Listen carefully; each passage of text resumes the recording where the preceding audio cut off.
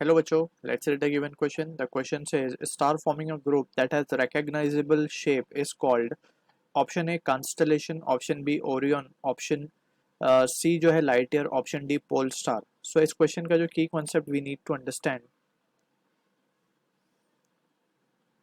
is the concept of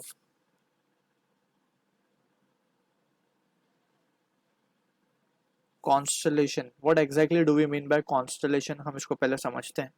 So constellation actually में often it is a group of stars in space or sky, we can say, looks like that looks like a particular shape, that's look like a particular shape, and is been given a name, is been given a name mythologically.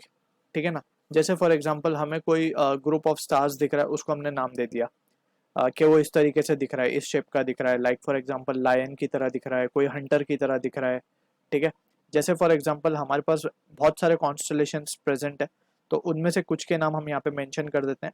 Example of constellation हम यहाँ पे डाल सकते हैं Ursa Major, Ursa Minor, Ursa Major.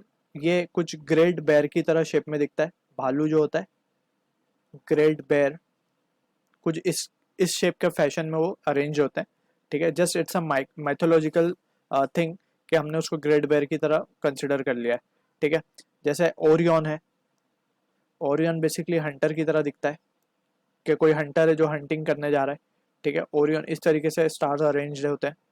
Ursa major है, Ursa minor है, फिर इसी तरीके से लियो है, लियो लायन की तरह दिखता है. ठीक है. And there are many more. तो यहाँ पे जस्ट हम 2-3 एग्जांपल ले रहे हैं.